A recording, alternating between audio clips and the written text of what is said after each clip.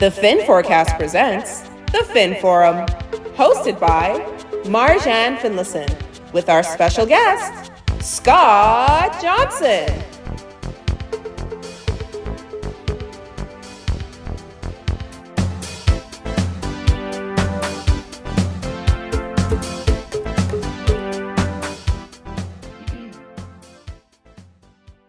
Hello guys, welcome again to the Fin Forecast YouTube channel.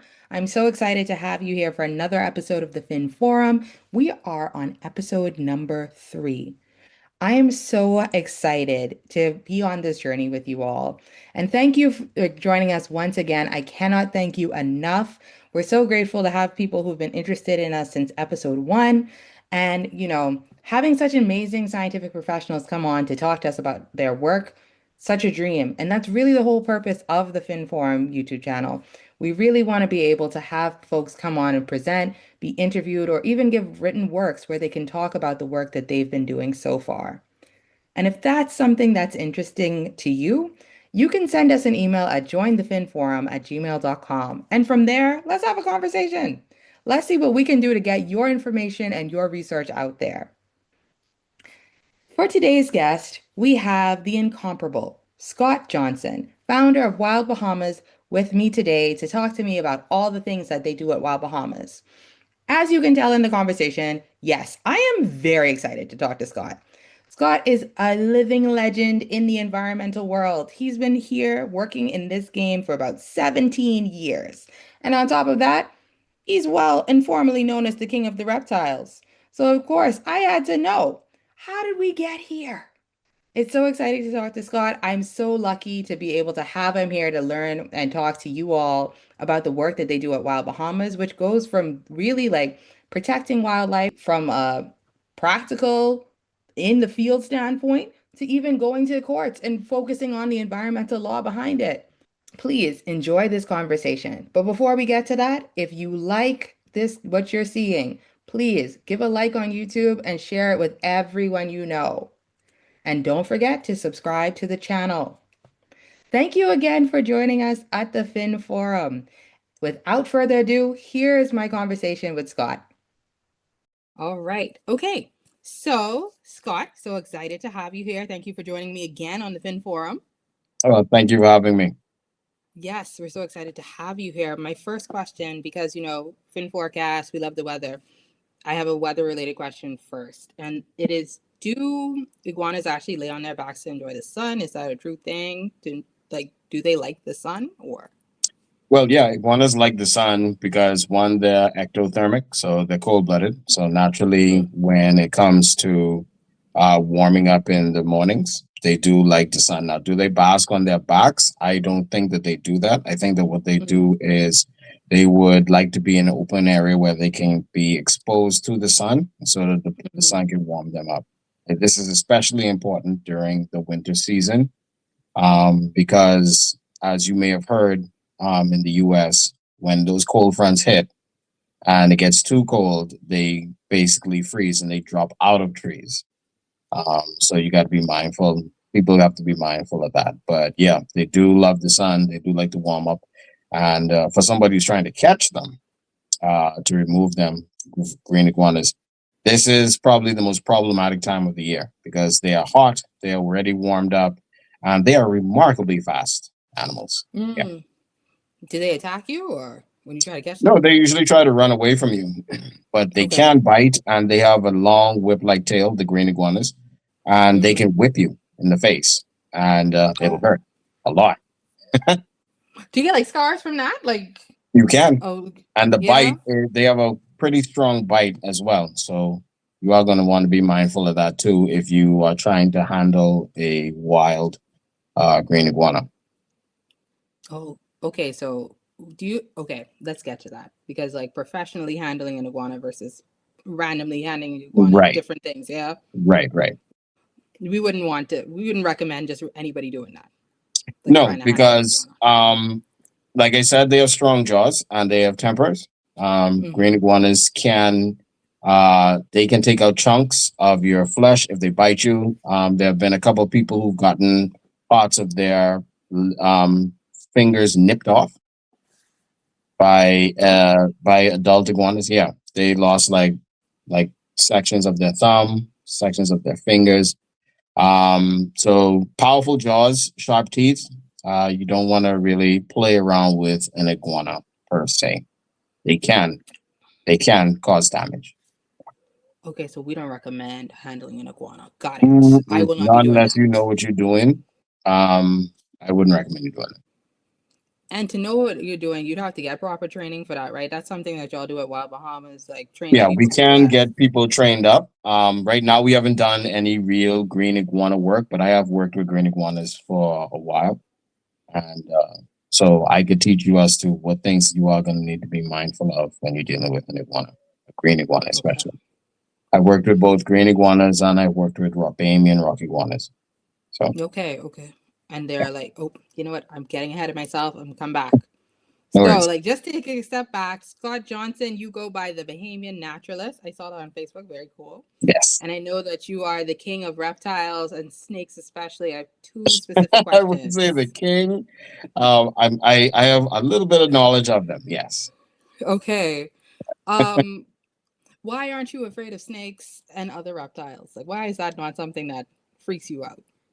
Well, because reptiles are amazing animals. I think that once Mm-hmm. we overlook the fact that they are cold-blooded and scaly, but actually look at them for what they really are, which are Mm-hmm. incredible vertebrates that have survived for a very, very long time.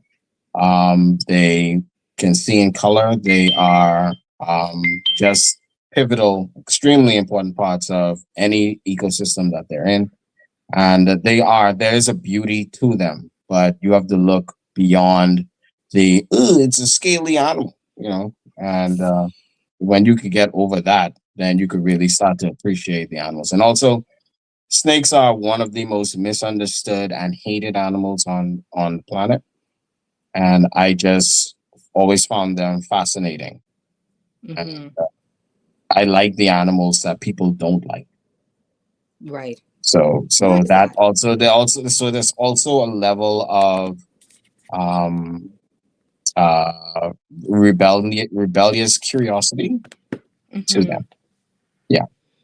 Okay. Everybody likes the I dogs and the cats because they're fluffy and cute. yes. Give me a snake. Give me a snake over a cat any day. Okay. Yeah. Okay. I have a question that's actually tied to this that I'm gonna probably come back to. But before I get there, I wanted to ask, like, how would you define the word like naturalist, and why do you call yourself a naturalist? Well, a naturalist is basically somebody who they study plants, animals, and ecosystems in the natural environment. They don't go into a lab and start doing models and experiments in them. They would Mm-hmm. actually observe and study them in the natural environment, hence the term naturalist.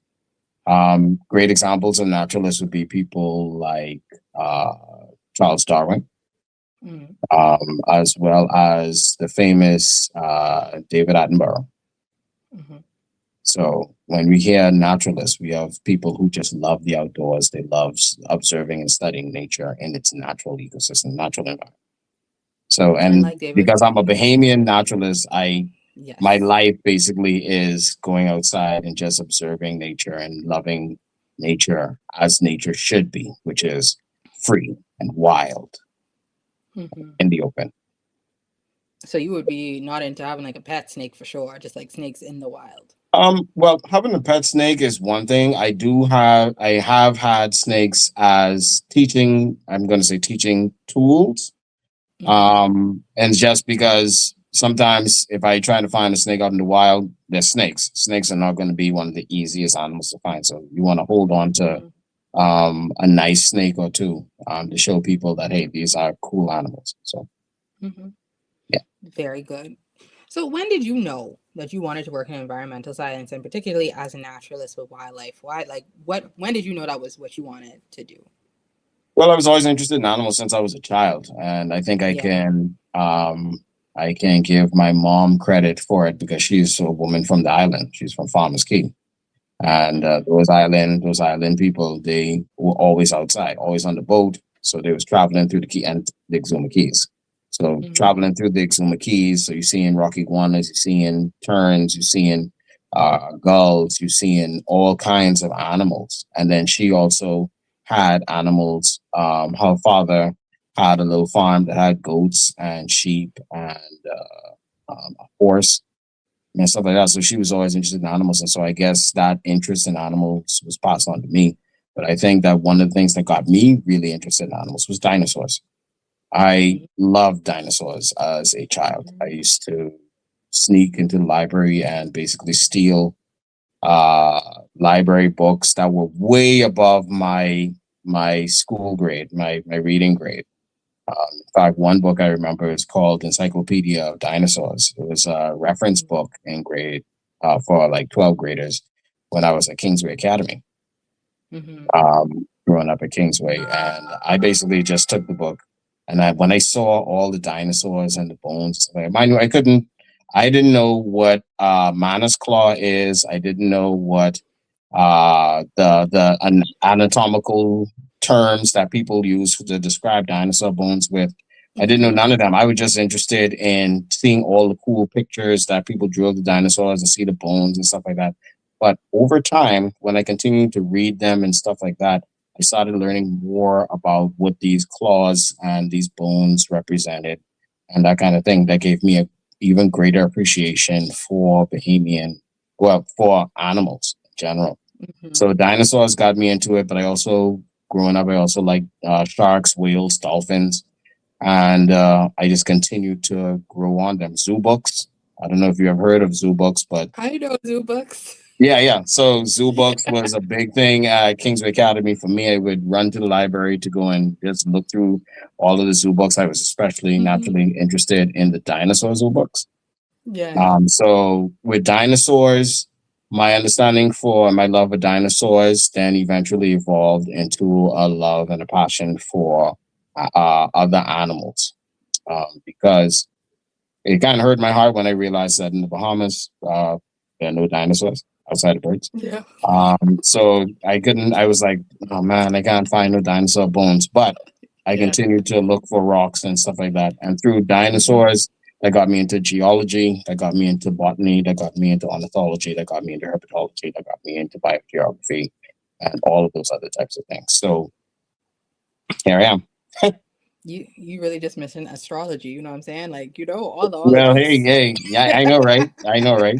So I may need to get into astrology. So maybe one day. listen, maybe. But anyhow, Yeah, the maybe. stars, because the stars are also cool. I also did like planets and stars as well, especially black holes. I thought the black holes were some of the coolest extraterrestrial things out there. So yeah. You describe yourself as like a lifelong learner, yeah? Yeah, absolutely. Absolutely. Yeah. I think that when you stop learning, you stop living. Yeah. Oh, now that's a quote. And we need to put that on a t-shirt. T-shirt suggestion. That's good. Like, Yeah. when you stop So learning, you stop living. yeah, because every day is a learning experience. And when you decide to close off your mind to learning and stuff like that, might as well just be dead because your brain was not supposed to shut down. So it's supposed to be active and working. Mind you need to take your breaks, but so it's supposed to be working. And there's always something on this amazing planet that God has made for you to think about. I love that. I also am going to come back to that because I want to talk to you a little bit about your faith as well. But before we get there, I want to talk to you about reptile advocacy because, we go from dinosaurs to reptiles. Now, there are some people who would say dinosaurs were once birds. I don't know that deep lore. I'm not deep in it. But, Gotcha. But for the audience, we've already described what reptiles are. They're cold-blooded. They have scales. That's the description. You also said they're ectothermic. The ectothermic. So they're cold-blooded, scaled. What else can we say about reptiles? They are, what's it? Diapsid and anapsid, meaning that they have special holes in their skulls, two holes in their skulls for jaw muscles and all that kind of stuff, and anapsids in the form of turtles. They don't have the jaws and the holes in the skulls for jaws, but it's a whole bunch of things when it comes to a reptile. Okay, that's good. And I didn't even think of a turtle as a reptile. That's me. Please.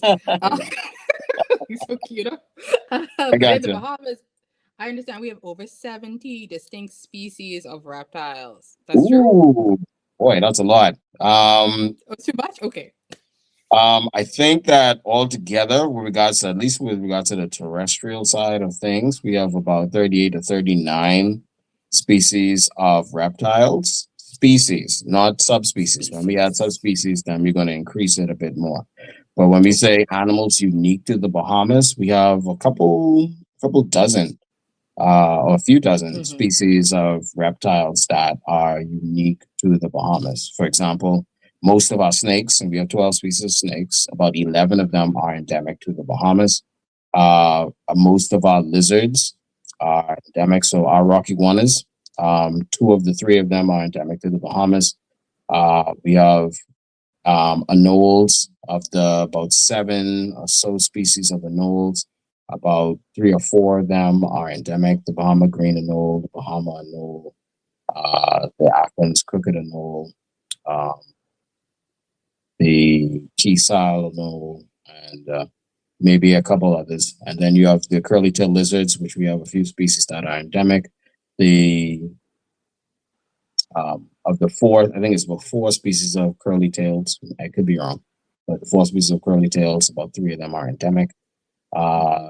And then we have geckoliths, such as the Nagua geckolith, the Rumkins, the Salvador geckolith, Maguana geckolith, all those kind of things. So we have a lot. And then with regards to birds, um, well, so I'll be talking about reptiles, but in Yeah, regards yeah. to reptiles, we do have. The point I'm trying to make is that we have a lot of cool Yes. endemic animals that you find only in the Bahamas and the Lucano. Very cool. So the opposite of endemic, is that invasive, or there is another word that would be better for the Yeah, so opposite? the opposite of endemic is indeed invasive. Endemic is Okay. an organism that is found, naturally found, and only found in one geographic area, whereas an invasive is a non-native animal that can cause harm to ecosystems, competes with native animals, and can cause human harm, Mm-hmm. whether it be economic or physical human harm, et cetera, et cetera. So, yeah. What do you do about the invasive reptiles? Like, I don't know if I'm getting ahead, but like, what do you do in those situations? Do you have to like capture them and like ship them off, or like do you make Yeah, so zoos? I if don't know. in the event of invasive animal capture, you can do a couple Mm-hmm. of things.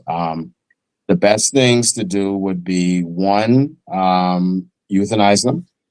Euthanize them. So you Okay. are going to need to, and I know a lot of people don't like the term euthanizing. They don't want the animal to be killed. Me personally, if you are a problematic species that threatens the life of our native animals, then you are going to have to be taken out of the ecosystem. Some people would Mm-hmm. carry it to a place like Adastra Gardens, which does a great job of trying to assist with that issue. But the best thing to do with an invasive animal is one, don't bring the invasive animal here. Or Right. two, you're going to have to go and euthanize the animal because by you leaving it in the ecosystem, it continues to be a threat to native animals. And so I know there are people out there who have huge problems with uh, removing and euthanizing invasive animals. Let Mm-hmm. it be something like a cat. And you talk about, well, we have to get rid of these cats out of the ecosystem. And everybody, they go crazy. Oh, you shouldn't be killing cats. You shouldn't be doing this to cats and stuff like that. But when you decide to have a pet, Mm-hmm. when you choose to have a pet, before you even decide to go and purchase the pet, acquire the pet, there are some things that you should know about the pet first.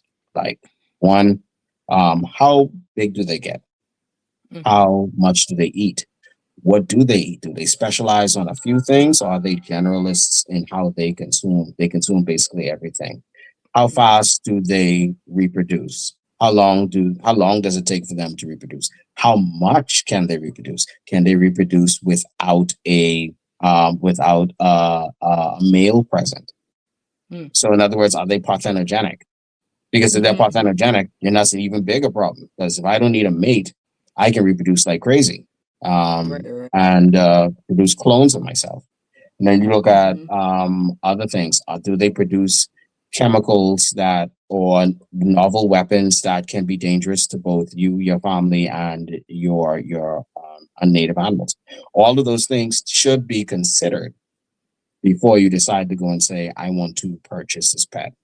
And unfortunately, a lot of us, when we purchase a pet, we love them when they're puppies, kittens, and when they're Mhm. small. But when they grow up to be a large animal that becomes unruly, we think the best thing to do is to let them loose out into the wild, which is never a good idea because now you threaten the entire ecosystem.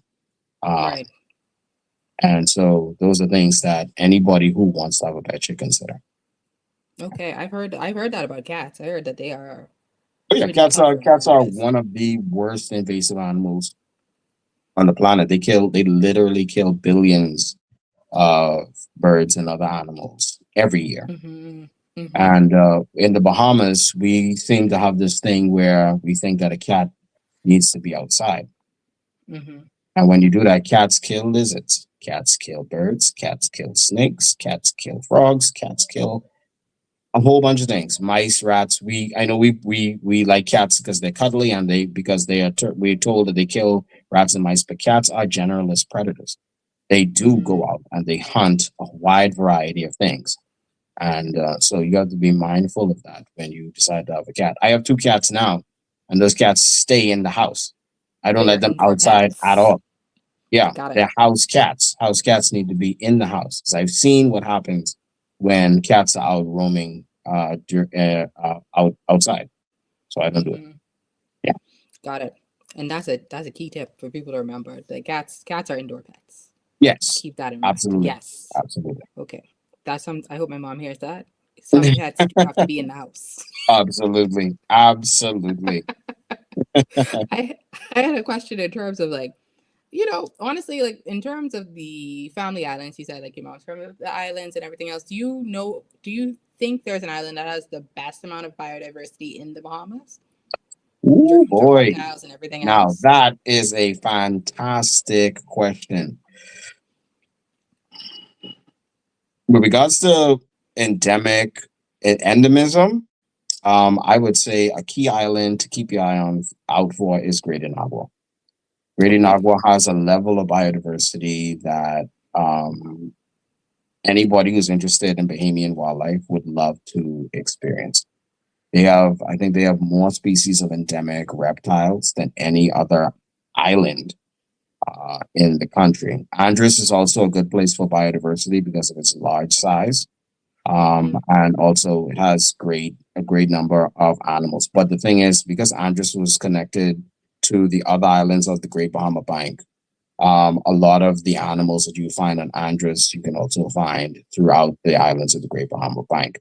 So if we're looking at it Okay. in terms of bank, then I would say that the Great Bahama Bank would have the highest, and the islands of the whole island of the Great Bahama Bank, which is all the other small islands.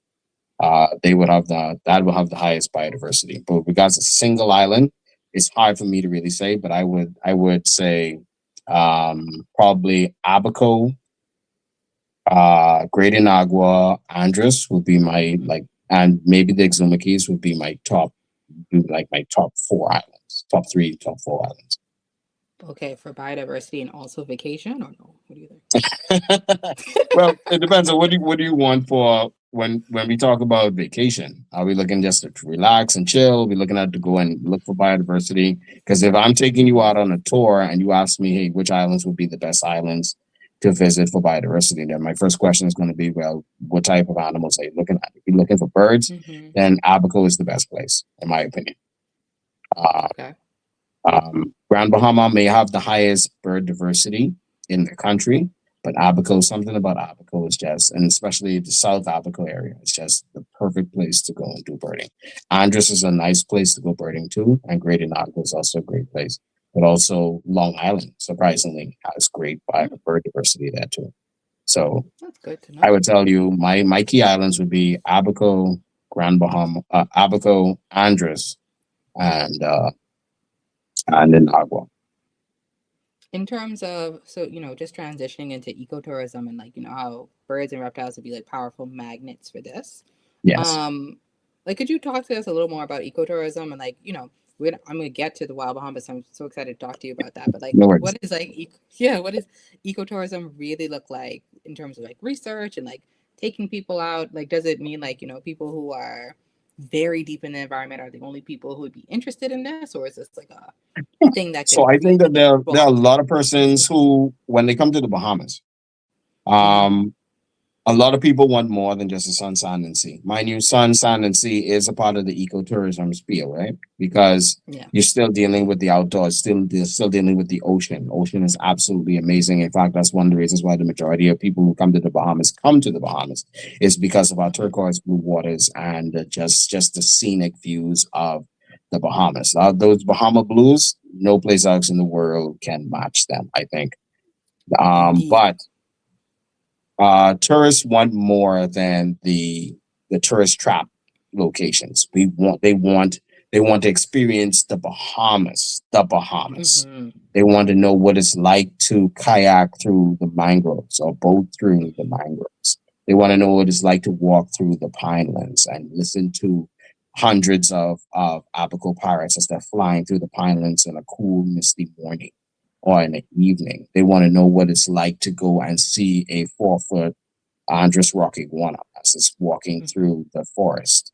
They want to know what it's like to see some of our snakes, what it's like to hold a 6 or 7 foot snake. And yeah, it's only Bahamians who have a problem with Bahamian snakes. There's only Bahamians who have problems with snakes, really. Mm-hmm. People from around the world, they would come to our islands just to see some of our reptile life. And Mm-hmm. so, with regards to the terrestrial side of things, we have Bahamian dry forest, aka the coppice forest, that has a host of biodiversity, a host of animals and plants that people are interested in. And you have the pinelands, and then you have the mangroves, and you have all of this. So, from the ecotourism perspective, people want to experience that. But how can people experience it if a lot of Bahamians are not, I'm going to say, not as knowledgeable about all aspects of the Mm-hmm. ecotourism sphere, um, about the Bahamian forests, about the Bahamian marine ecosystems and stuff like that. A Mm-hmm. lot of people know about the ecosystem because we pushed the marine ecosystem. We pushed conch, we pushed Mm-hmm. grouper, we pushed spiny lobster, we pushed sharks and stuff like that. But we haven't pushed the terrestrial wildlife side of things as strongly, and personally as strongly as I think that we should have. And so people know about iguanas, they know about flamingos, they know about parrots, but that's because those were just key things that Ministry of Tourism seemed to like to focus on. Me personally, I focus on a wide variety of other things. Um, and so, from the ecotourism point of view, people are coming here. They want to see the Bahamas, a genuine Bahamian. They want to get a genuine Bahamian experience. They're willing to pay for that genuine Bahamian experience. And for people to capitalize, for Bahamians to capitalize on that Bahamian experience, they have to be far more knowledgeable about Bahamian terrestrial ecosystems and marine ecosystems than they currently are. Not saying that there aren't a lot of people who know about the environment, but there needs to be a whole lot more. No, I totally agree because I that's part of the reason I was happy to talk to you today because I feel like in my experience, I know so much about marine stuff in the ocean, even though I'm scared of fish. It's a very silly thing. Yeah. But I don't know, it's very silly. But like I don't know as much about like, like I know the word iguana, but do I know that iguana could be like 4 feet? No, I did not know that. That's very vague. Um, like I so like just to like switch a little, not too much, but a little bit. I know you're a firm advocate also for reptile legislation, Yes. like you have like laws, and that's something that's I saw on the Wild Bahamas website too. So one question I wanted to ask you is, do you think there's a law that we should be most concerned about when it comes to our reptilian friends, like something that we might not be aware of that we should know? I think that there's a couple of laws that do talk about reptiles. One, you have the Wildlife Conservation and Trade Act, and the two, you have the Wild Animals Act, which predominantly focuses on uh, iguanas and other mammals that act needs to be amended and updated. In fact, all of our wildlife laws or wild laws pertaining to wildlife. I think that they should be looked over again and amended because a lot of things have changed over the past many decades. And so, with regards to reptiles, I say the Wildlife Conservation Trade Act would be a top law to really focus on because it deals with animals being captured, handled, and transported to different locations. You need to have proper documentation, permits to go and do such things, or you can't do them at all. So, for example, our Bahamian boas are an Appendix 2 species according to CITES. And so those types of animals require special permits if you wanted to export them out of the country. And unfortunately, back several decades ago, hundreds of our boas were taken out of the country. People were smuggling them out of the country. Most recent one I heard was in 2000, I think it was 2001, where a dentist, I think, tried to smuggle 3 boas out of Andros, and he got caught. But it just goes to show you that people find our animals very valuable. And then, of course, you have the whole thing with the San Salvador rock iguanas that were smuggled out of the country in 2014, and how that was a whole fiasco. But I just go to show you that people love our reptiles so much that they are willing to try and steal them out of the country. That is very, having stricter laws. Personally, I would like a law that is exclusively reptile focused, like the Reptile Act, the Bahamian Reptile Act, or something like that, where you have strict enforcement of these laws, strict laws that talk about all of our native and endemic reptiles and why, and all of the criteria for either having them as a pet or having them, or even if you trying to export a reptile. Some animals you may be able to get a ply with, others no, absolutely not.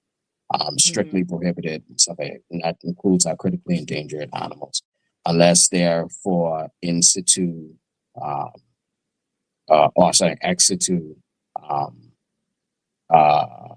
conservation.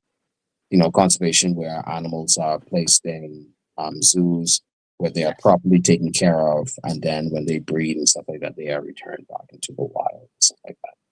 So I am cool with that, but even with Bahamian reptiles, I can be kind of a snob, and I would prefer our reptiles being housed in Bahamian facilities led by Bahamians, inside of an environment that's more kosher to them, and so they can be released here safely without any issues. But of course, that requires more training of people to handle these animals, because a lot of people still are not comfortable with handling reptiles. They still find reptiles to be troublesome. They're more likely to be interested in handling birds than they are handling reptiles. But wildlife husbandry and animal rehabilitation, those are things that we really need to work on and expand our knowledge on and get people invested in that. And I love that. Just in terms of conservation, I don't want to talk about zoos too much because I like them and I know this is very controversial. But I want to talk to you now about Wild Bahamas, because what a venture. What inspired you to start this relatively new venture? It started in 2023, if I'm right, yes? Yeah.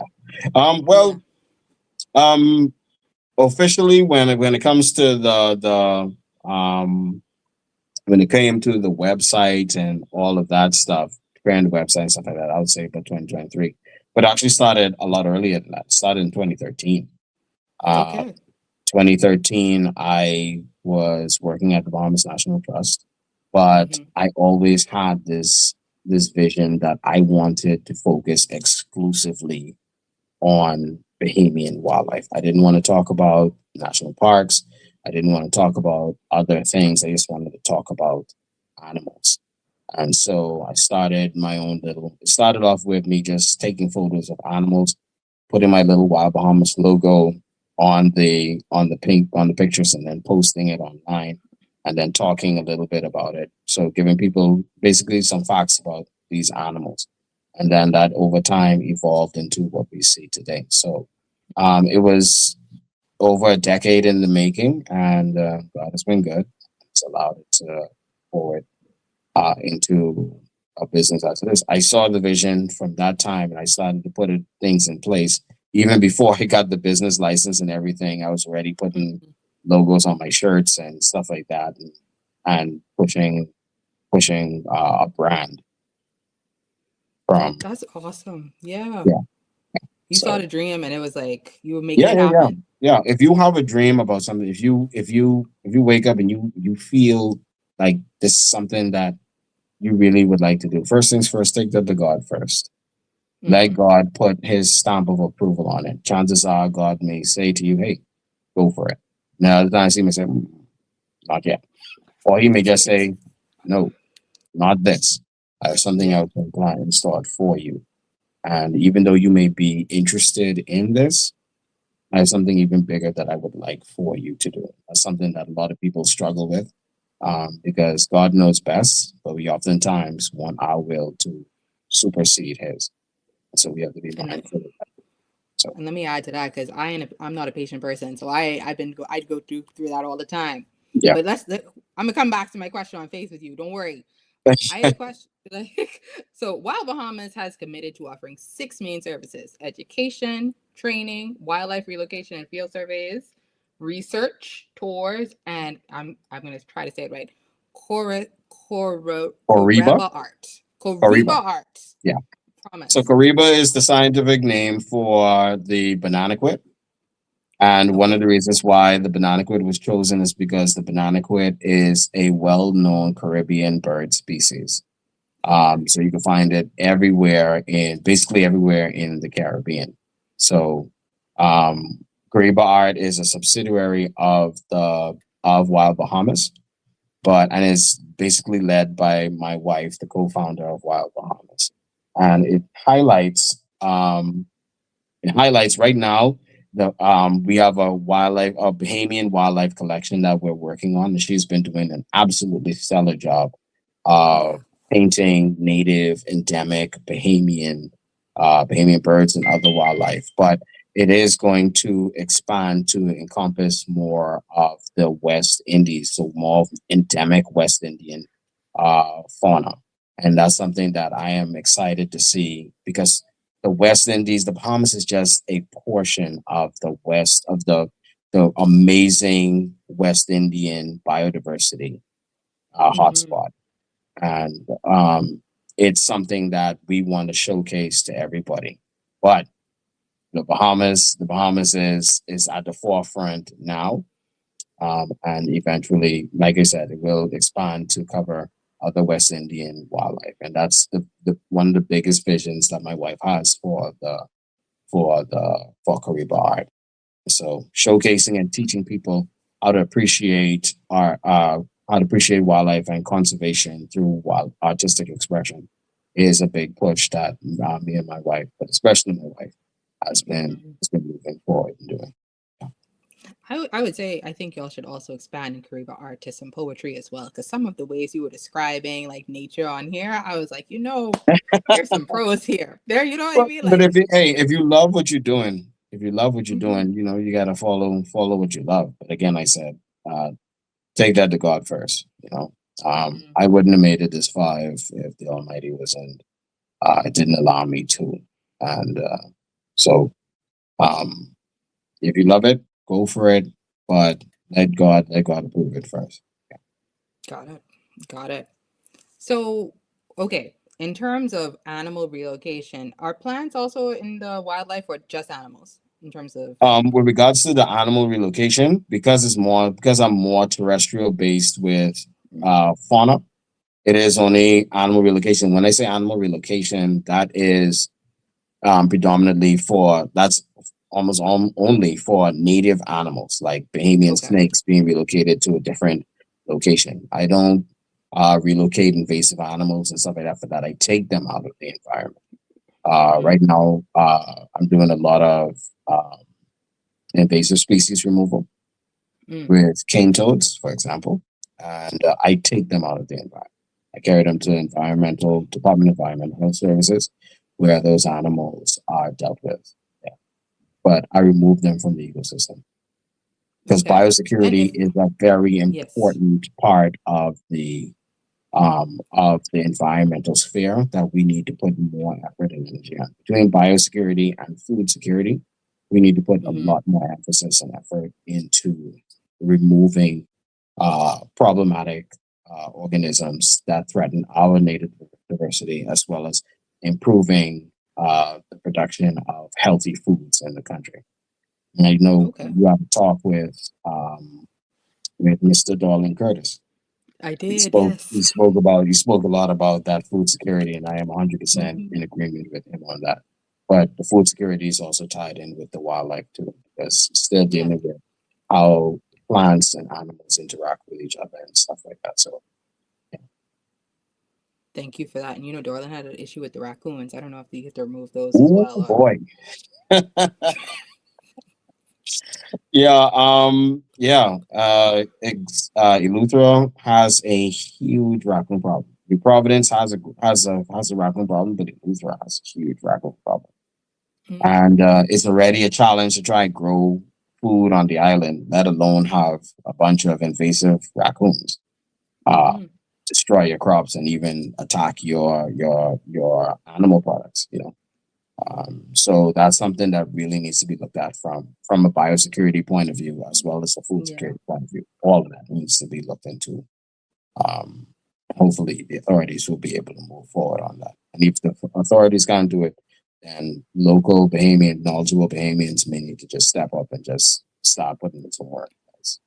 Um, And who are yeah. the authorities for biosecurity? Like if I need to go to the phone book, who do I call? So for biosecurity, the people who you would contact would be the Ministry of Environmental Health.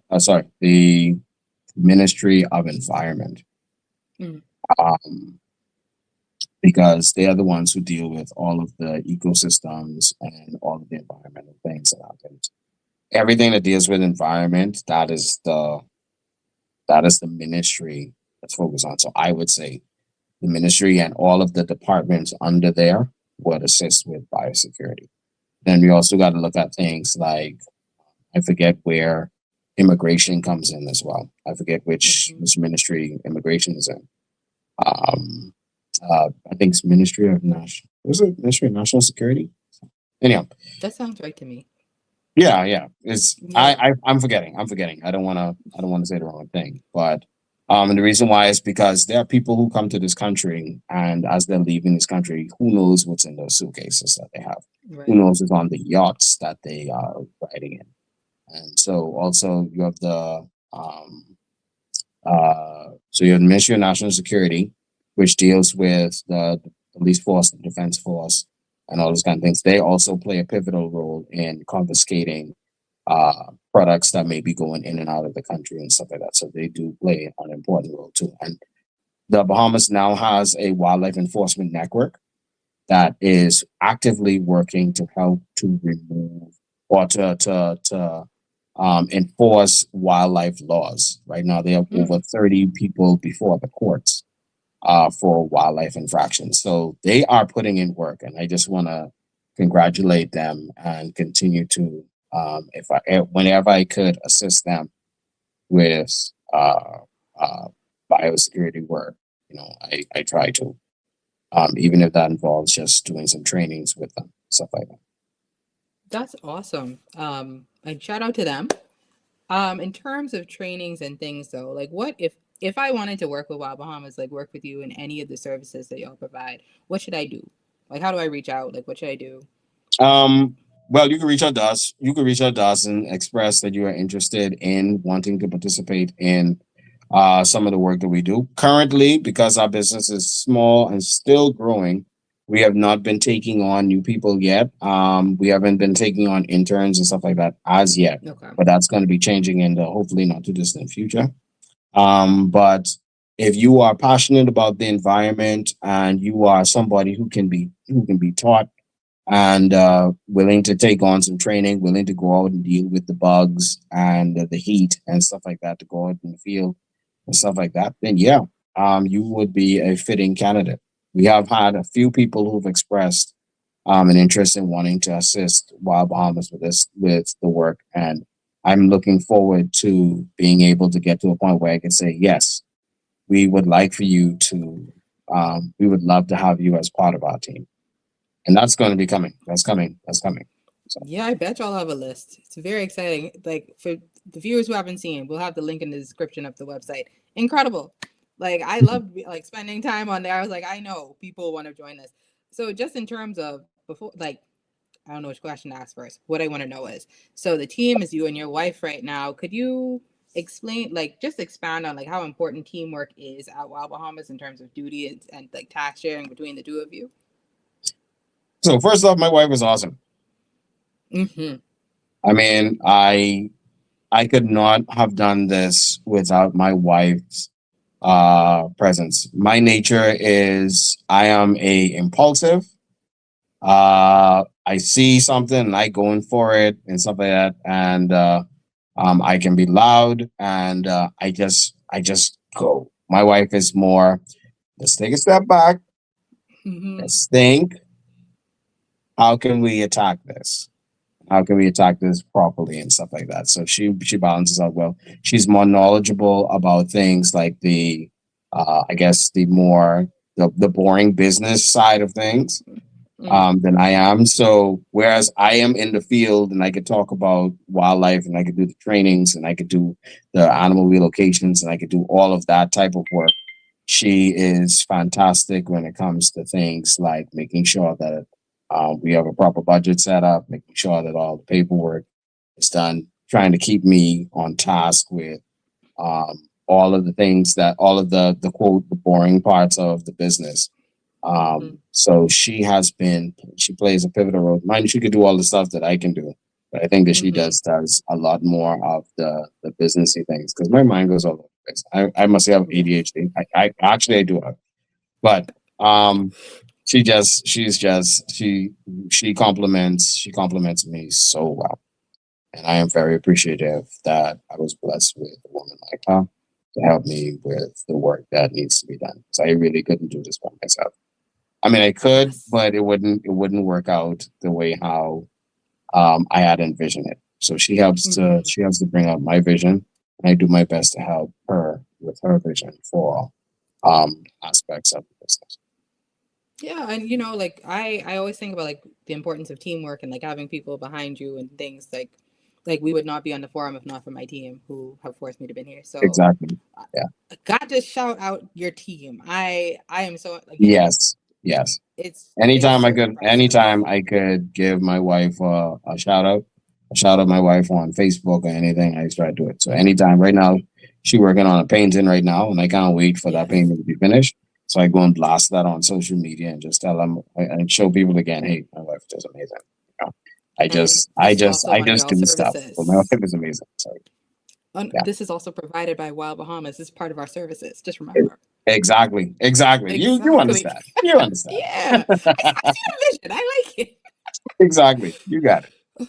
Okay, so it's so fun. One of the things I wanted to like, we don't have to talk too much about education and research because your CV really does speak for itself. Like people who know, like people who watch this know, like it's long, it's impressive.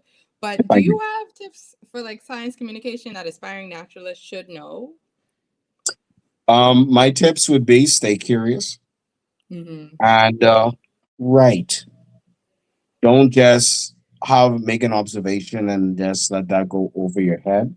I would say if you make an observation, try to discipline yourself to document things, date, time, location, everything that you saw, and those kind of things. And then if you need help, you could either go online or you could contact me, and we could prepare the manuscript for publication. As a Bahamian, I believe that this is one of my mottos, that Bahamians should know more about the Bahamas than anybody else. And so all of those publications that I have is highlighting the fact that as a Bahamian, I should be one, and as an ambassador of the Bahamas, I should be leading the charge in educating the world about my country and the animals that we have in our country.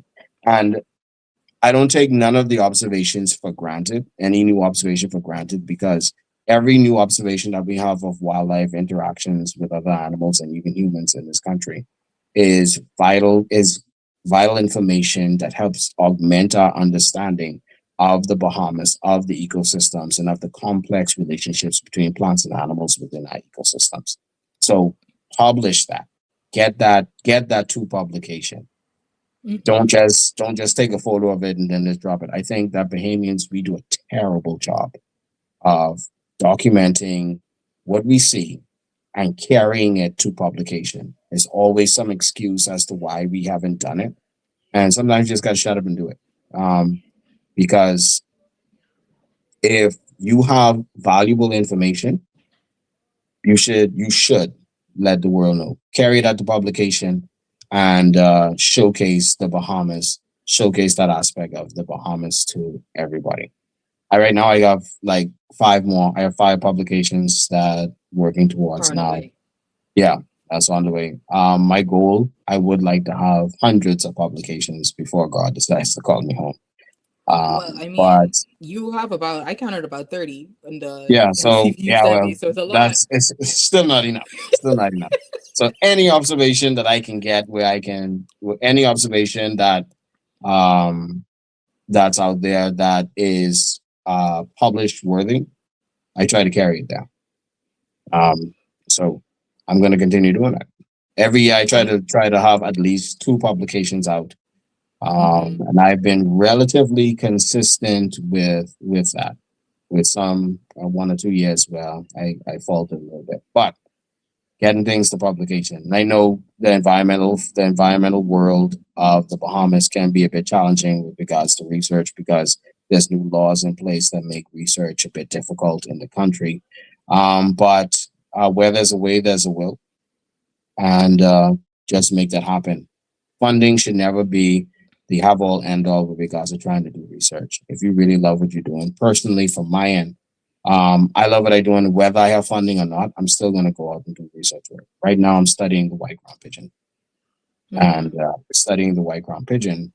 I haven't gotten any money from anybody, even though I may have talked with persons about this work and asked them if they could assist. But if they say, "Well, we don't have it at this time," it's like, okay, no bad blood between anybody. But I'm moving forward with this project, and I think that's one of the reasons. One things I love about my business too is that I control the reins of my business. You're not going to say to me, "Oh, this funding is to go towards this." If I want to study something, I'm going to study it, and I'm going to focus on my. I'm going to focus on that which interests me, not just the things that uh, you, the funder, may be interested in. So I know that can be.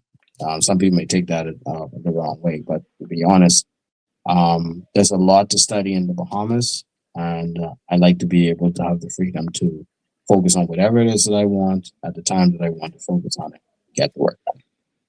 And I have two questions to follow up on that because, like, one is like, with international collaborations, and the other has to do with citizen science, like, especially with the projects that you work with. So, like, first thing, on the Wild Bahamas website, I'm encouraging everyone to visit the Wild Bahamas website. On the website, you acknowledge scientists from all over North America. Like, could you talk to us a little bit about international collaboration, possibly funding? Like, how important has that been to your work? Oh, it's been very important. I would not have learned as so much about the Bahamas if it wasn't for those international persons. As you may be aware, most of the publications in the Bahamas that deal with anything in the Bahamas were publications by persons from international persons, and their knowledge is so much more than ours, with regards to how much things that they were able to churn out into journals and stuff like that. And so I love collaborating with them. I like picking their brain. A lot of these guys are seasoned doctors. Most of the persons in my acknowledgments were seasoned persons, doctors in their respective fields. And so I was talking with entomologists, those the insect people. I was talking with ornithologists, the bird people. I was talking with the reptile people. I was talking with people who study snails. I was Mm-hmm. talking with people who study fungi and lichen and all those kind of things. So just getting a broad understanding of the work that I do and of the country that we have, as well as their knowledge of how animals interact with animals, and then of course naturally incorporating my expertise into the fray. So collaboration is an important part of the whole science experience. You have to be able to say, hey, I can't do this by myself, but hey, I know these people who are super knowledgeable. They could give me some pointers to help me move plan and project forward. And I'm forever grateful for all of them. Oh, and I also want to send a special shout out to persons like Eric Carey, Mm-hmm. who's the former executive director of the Bahamas National Trust, because people like him is one of the reasons why persons like me were able to go and study under international researchers, because he was the one who had the boldness to say, hey, you guys are coming to this country, you know, y'all studying all these things in our country, and then y'all leave with all that information. How about y'all train some Bahamians so that they can study and be good stewards of the environment too? And because of persons like him, uh, I was able to go off to school. I was able to participate in internationally important research with the Furthest World Research and Training Project. Able to move, and now I guess as a thank you to him and all of my mentors, my international research friends and stuff like that. I continue to publish work. I continue to do science. I continue to talk about nature and wildlife because I'm very appreciative of what they all have contributed. Everybody helped to uh, help me in some way to help better me to do the work that I do, which is helping to improve people's understanding of Bahamian wildlife. Yeah, and let's extend that thank you to talk about how you actually are a mentor in terms of improving people's understanding, like you said before, in terms of like citizen science projects where like anybody who's interested could like come and like learn and train and like assist with research. I guess like what would be a big challenge that you found trying to get people involved and like even working on citizen science projects in the past or like now?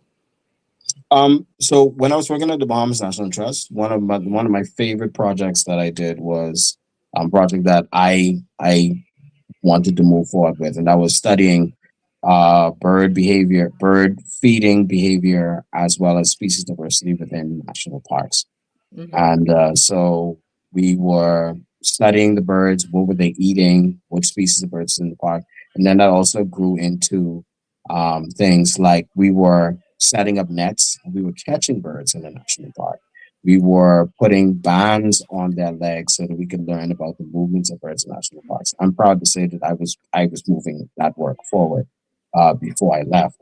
Mm-hmm. So for with regards to citizen science, I think one of the biggest challenges is one time, Mm-hmm. because oftentimes we may get so busy, and being a business owner, you may get so busy you may not have time to really focus on getting a bunch of people together to go and do the work, because that also involves a level of training and stuff like that. So I think from that aspect, it may be it's a little bit it can be a little bit challenging.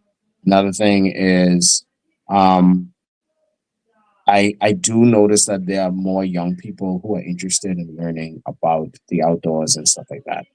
I'm Mm-hmm. so grateful for that. But again, um, I just at this time I'm not quite ready to grab all of them and say let's do it, because my big goal is to get as many young Bahamians trained up so that they could go out into the field, so they could help collect data, so we can publish papers and stuff like that, and augment our understanding of wildlife. That's my biggest goal at least for my life, for Mm-hmm. for the Bahamas. Is to get more and more people trained up. And so citizen science. Um, I would like for more persons to still want to be able to contribute to citizen science. And like I said, you can do, if you make an observation, you get that observation, you document that, And we can work in getting that published because that's still a part of the whole citizen science experience. Getting your observations published, helping to being interested in helping to remove cane toads, being interested in helping to remove rocky iguanas and stuff like that, and help with protecting our ecosystems from threats. All of this kind of thing ties in with the citizen science work. Just requires more people to be able to have the fortitude to move it forward, as well as the persons who are leading it have the time to be able to get to those persons and work with those persons because they are definitely there. I think that there's a lot of young people out there. We just need, I just need, right now, I just need more resources and time to really focus on getting them squared away. We need time. We love time. Even though I'm gonna pitch the Kingsway Academy, if you see me, like have Scott be a speaker for the kids. He needs to inspire them.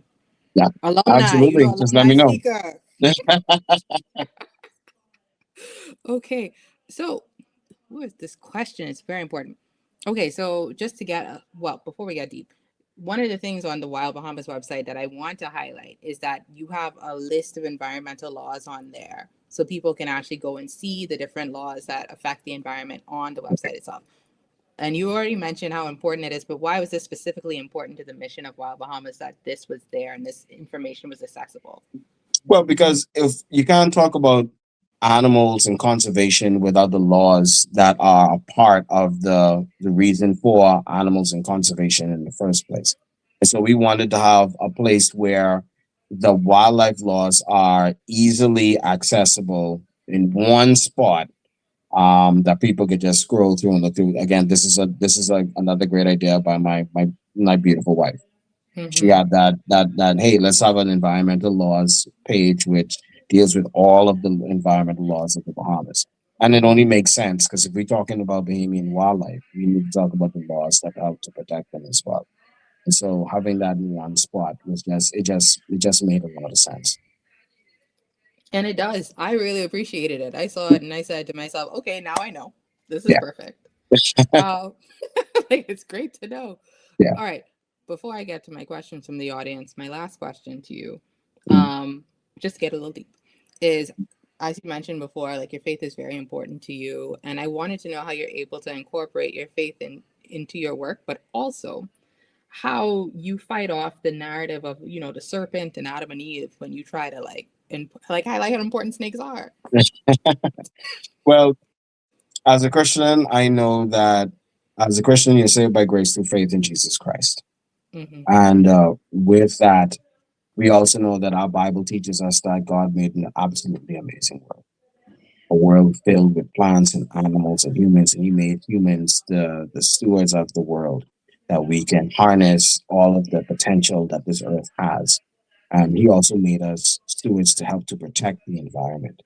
And so I try to incorporate that mindset in the work that I do, as well as try and teach people using animals. Let's look at snakes, for example. Again, snakes have one lung. Most snakes have one lung. They have no eyelids. They have no legs. Um, and they have no limbs, but yet snakes can climb trees. Snakes can run or slither. Snakes can swim and all. And snakes are some of the most feared and respected animals on earth. So you would think that with all of those handicaps, that would have had a negative effect on the snake, but it doesn't. The snake doesn't focus on its handicaps, on its weaknesses. It focuses on its strengths.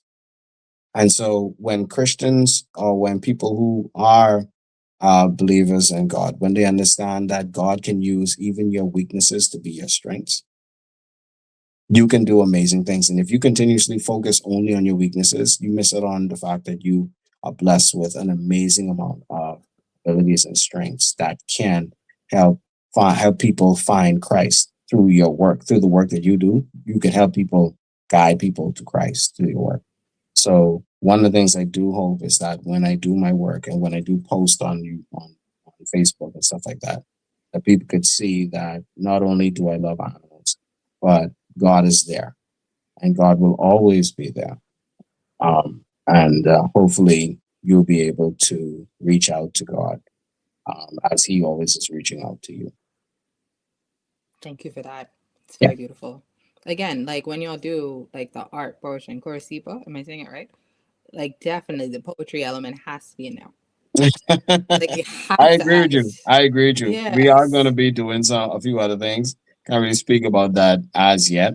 Okay. But we do have some plans in the making. There's a lot of things that we would like to do, but this is just our phase one. Phase one is really getting the website out, starting to work, and then as a business owner, you start to realize that there's a lot to running a business than just doing what you love doing.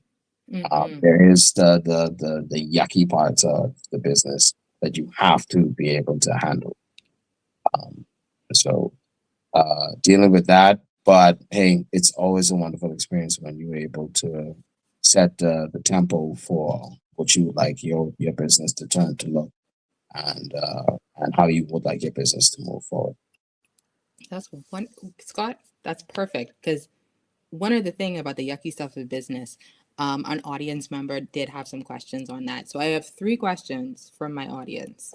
And my audience is truly my 18-year-old cousin who's excited about environmental science. He's going to be starting his major. And All I right. asked, yeah, he's very big on it. Mm, So his question to all the environmentalists is really the same thing because he wants all the information. mm. He's an Aquarius, so he gotta, you know.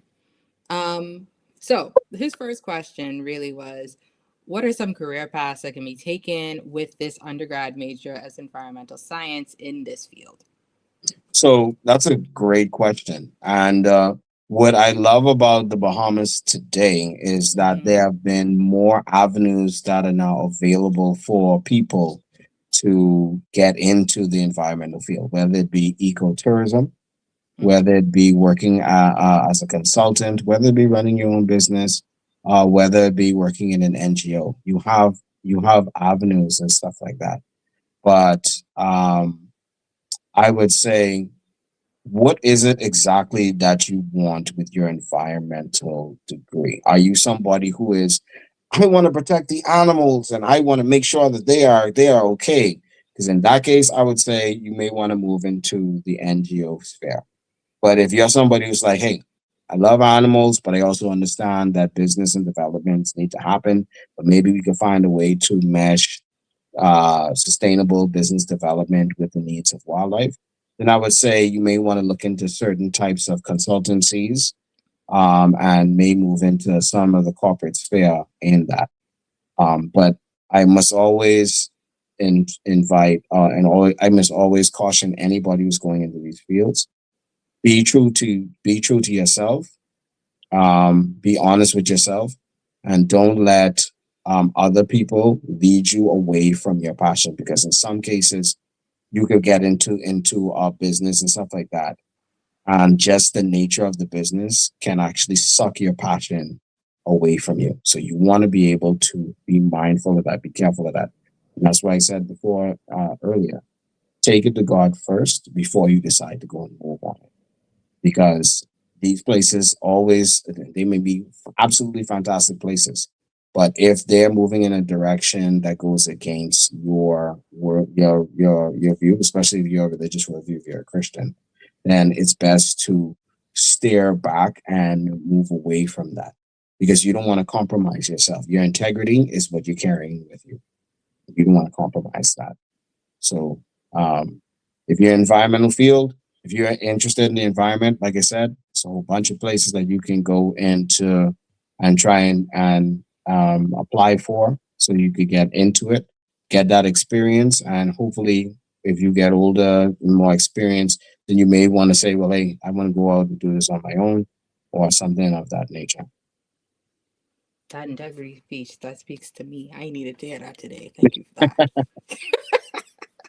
that. So, yo, Yeah, sometimes for absolutely, real. absolutely. Hey, preach. We're here. Okay, so the second question. In today's Bahamian society, is the environment prioritized as much as it should be? Why do you think it is or isn't? Again, that's a great question. I think it's being prioritized more than it ever was, but at the same time, we could talk about the environmental needs all we want, but if there's no real political push and political will to really help to move those things forward, then it won't move forward. So the priority, we understand that the environment, that we need the environment. We always talking about climate change. We always talking about food, uh, depleting food resources and those kind of things. But there could be way more push, way more incentive, way more resources being put into the environmental sphere to help us. And one of the things that can help is making it easier for Bahamians to continue doing research in the country. That research is extremely important because guess what? If you're if you don't have the information, Mm-hmm. you can't make sensible decisions. Very true. And how can you try to move any type of legislation forward if you don't have current robust data to help guide your decisions? For that, I think that it would just been wise just to say, hey, all of you Bahamian scientists who are doing research in the country, we're going to assist you in every way that we can to help you get the resources that you need, to help you do the work that you need, and help to get the data that you need. We're not going to make the whole research permitting system and that whole researching area, we're not going to make that difficult for you. We're going to make it easier for you because we need you more than ever. Mm-hmm. Yeah. So, yeah, that's my thought. Thank you for that. It's very good to know. I was at TEI when the research permit thing passed. That was a wild time. Like, I don't do wildlife environment. I was studying salt in the water, so it didn't hit me as bad. But Yeah. So it was also a problem is the fact that you have people higher ups who, one, they don't know wildlife. They don't know it. Everything they require somebody to uh write the speech for them. So they really don't know wildlife per se. And then you have the other situation where you can have enforcement agency that's actively working to enforce laws in the country, wildlife laws in the country. And so here it is now, person A did something that they should not have done in this environment. The enforcement agency comes in and gives them gives them the documents that tell them that not only can you do this anymore, but we're going to fine you and that kind of thing. mm-hmm. And you get that call from that special higher up who says, move this forward. And so now the enforcement agency now is forced to back down to allow the person who did what they shouldn't have done, but is now allowed to move forward because he was given a blight. Those kind of things should not be happening in the environmental sphere, because whenever anybody comes into a country and they are allowed to do those kind of things, that sets a precedence that we should never be condoning. Mm-hmm. And as Bahamians, we need to be as serious. For example, I can't go to the US and do stupidness in the US. I can't. Yes. No. Yes. They lock you up. I can't do that. But it seems as though here we are so caught up in this whole tourism thing that when people say, hey, hundreds of millions of dollars in investments is coming here. So, we have to make this happen. Mm-hmm. Everybody's like, well, hey, tourism is the goose that laid the golden egg. So we'll do whatever we can to help you move this forward. But we're going to try and make it look good. So we're going to have, the environmental people do their environmental stuff. Mm-hmm. Yeah. But, and that gets confusing with the natural resource conversation too, right? Like, there's a lot of local conversation about natural resources are and like how you take advantage of them, but not necessarily how you live in community with the natural resource, which is the wildlife. With like everything is like, how do we extract it versus how do we live with it? There you go. Sustainable development is something that we really should be continuously pushing, but not just with lip service, with the enforcement of strict laws and stuff like that. I am appreciative of that, the Department of Environmental Planning and Protection, for the work that they've been doing. Mm-hmm. I think that they have been doing their best to help to move things forward. I mean, naturally, with every ministry and stuff like that, there's room for improvement. But I think that they have been trying to do things to help the Bahamian environment. I do Most I definitely. do hope that in the future more things can be done, especially with helping more and more Bahamian researchers get out in the field, making it easier for Bahamian researchers to do the work that they need to do. I agree with that. Okay, yeah, we got sidetracked, but here's the last question from the audience. Um, well, I guess, what are some concerns that this major brings? For example, is there good job security in Nassau, or will I have to move somewhere else to find job security? And will jobs pay me good money? That's a good question. That's something that a lot of young people have asked. Am I going to get paid good? Is there job Mhm. security inside this field and stuff like that? And for me, that's a tough question to answer because you have companies and organizations that can give you the job that you may be looking for and the experience. But the question is, how far do you really want to go? Um, and some of these jobs do pay you very well. I worked in corporate, and corporate corporate money is nice. I mean, To be yeah, honest. yeah. I mean, if we can call it a spade, corporate money Yeah, of is course. is wonderful.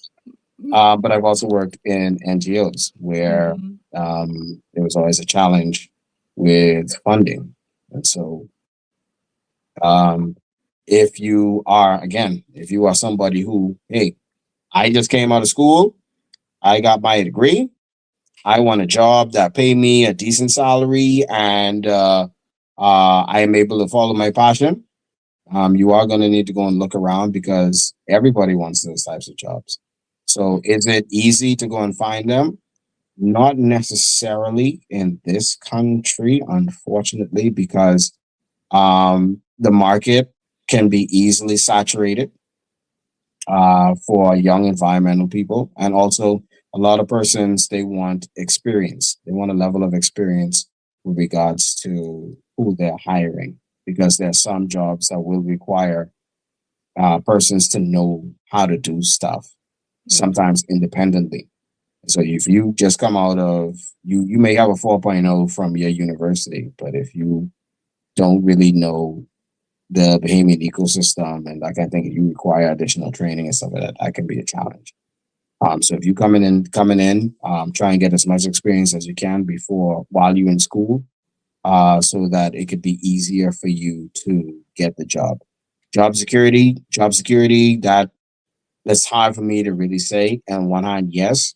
Um, Even in government, there are Mhm. environmental opportunities in government, not just private sector and NGOs. There are opportunities in government, but then the whole government bureaucracy and dynamics and stuff like that, that always can be a challenge for you as well. So you're gonna have to play all those by ear. So in a nutshell, there are places where it can happen. You will have to look around.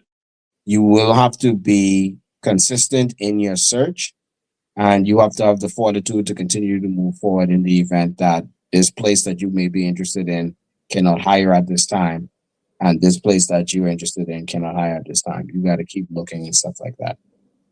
And in the meantime, don't get discouraged. Continue to gain experience, because experience is one of the key things that help people land jobs, not just certificate. So Thank I you for hope that. hope that helps answer some questions. This, I know that right now, if they watching, they're taking notes. Like that was perfect. Like, Scott, I have to say, I don't have any more questions for you, but I just want to say, like, this has been such an honor to speak to an environmental science veteran from the country. Like, Well, thank you. 17 years in the game, 30 papers plus five more coming up. Yeah. Wild Bahamas, just, like, it's just, like Nixon 5 is you, just like continuing the ball and like I'm just so grateful to speak to you and have you on the Fin Forum. We cover the weather, but we like to talk about environmental stuff and creativity and all these different things. So like, just wishing the whole Wild Bahamas team all the luck in the world. You guys are so fantastic. I'm so happy Well, we got to thank you so much for this opportunity to talk about Bahamian wildlife and stuff. And I wish Fin Forum all the best. I hope that your business is also able to expand and grow and help people become more aware of not just the weather, but the whole Bahamian environment. Let's continue to move forward together because me and you, we running in the same, we run in the same direction. My path Yes. may be a little different from yours, but we're still two Bahamians trying to help improve the Bahamian demographic and help people get a better understanding and appreciation for everything that's Bahamian. So let's And continue like you working said, together and moving forward. excellent. Like you said, if you stop learning, you stop living. That's I right. need that on a t-shirt. Excellent. Before we leave, could you tell people where they could contact you? And if there's Yes, any if closing you message you want to leave with us? sure.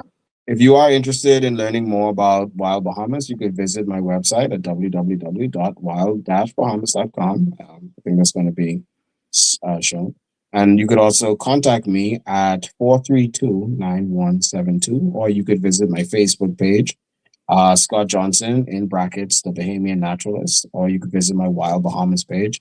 I'm also on Instagram as well and YouTube. I also have a YouTube page that deals with all of some wildlife observations and even a few mini documentaries on there as well. And I got some documentaries that I got to work on as well.